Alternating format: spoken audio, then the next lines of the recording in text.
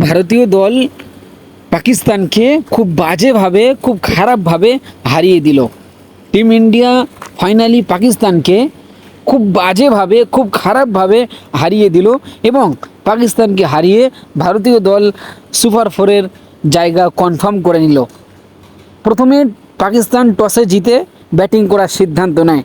পাকিস্তানের অধিনায়ক এবং পাকিস্তানের টিম ম্যানেজমেন্ট ভেবেছিল যে ভারতীয় দলে বিরাট কোহলি নেই, রোহিত শর্মা নেই, এদেরকে আমরা 180 থেকে 200 রান করব, তারপরে এদের লাস্টে আমরা বোলিং করে এদেরকে গুড়িয়ে দেবো, আমরা ম্যাচটা জিতে যাব, এরকম হয়তো ভেবেছিল পাকিস্তানের টিম ম্যানেজমেন্ট, অর্থাৎ পাকিস্তানের ক্যাপ্টেন। কিন্তু পাকিস্তানের ক্যাপ্টেন যেটা ভেবেছিল তার উল্টো করে দিয়েছে ভারতীয় দল। প্রথমে পাকিস্তান ব্যাটিং করে 127 রান করে এবং কুলদীপ যাদব, হার্দিক পান্ডিয়া, জসপ্রীত বুমরাহ, অক্ষর প্যাটেলের বোলিংয়ের ধামাকায় ওরা গুড়িয়ে গেল 127 রানে।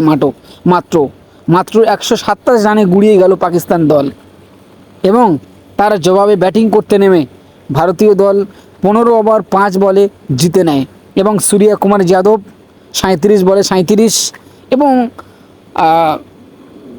তিলক ভার্মা, অভিষেক শর্মা দুর্দান্ত পারফরমেন্স করার পরে ভারতীয় দল 7 উইকেটে জিতে নিল অসাধারণ দুর্দান্তভাবে। পাকিস্তানের সাবেক ক্রিকেটার ওয়াসিম আকরাম তিনি ভারতীয় দলকে প্রশংসায় ভাসিয়ে দিলেন। তিনি বললেন, এরকম ক্যাপ্টেন হওয়ার দরকার, ক্যাপ্টেন তো এরকমই চাই, সামনে থেকে নেতৃত্ব দিয়ে সামনে থেকে রান করে ম্যাচ জিতিয়ে ফেরবে, এই তো হচ্ছে আসল ক্যাপ্টেন। পাকিস্তানের সাবেক ক্রিকেটার ভারতীয় দলকে প্রশংসায় ভাসিয়ে দিলেন এবং এটাও বললেন যে ভারতীয় দলের ক্রিকেটাররা বোলিং, ব্যাটিং এবং ফিল্ডিংয়ে দুর্দান্ত পারফরমেন্স করেছে আজকের। সাধারণত আমরা ম্যাচ শেষে কি দেখি, ম্যাচ শেষ হয়ে গেলে দুই দল এবং কোচিং স্টাফরা তারা এসে দুই দলের সাথে একে অপরের সাথে হাত মিলিয়ে, গলা মিলিয়ে তারা যে যার জায়গায় চলে যায়, ড্রেসিং রুমের দিকে ফিরে যায়। আমরা এক্ষেত্রে কি দেখলাম, ভারত পাকিস্তান ক্ষেত্রে ভারতীয় দল জিতে যাওয়ার পরে সেই সময় সূর্য কুমার যাদব এবং শিবম দুবে তারা কারোর সাথে হাত মেলালো না, তারা ড্রেসিং রুমের দিকে চলে গেল এবং পাকিস্তানের প্লেয়াররা তারা নিজেরা হাত মিলিয়ে এবং ভারতীয় দল তারা নিজেরা হাত মিলিয়ে চলে গেল। এটা কি ঠিক হয়েছে? আপনার কি মনে হয়, এই যে ভারতীয় দল হাত মেলানো না, পাকিস্তান দল তাদের সাথে হাত মেলানো না, এটা কি ঠিক?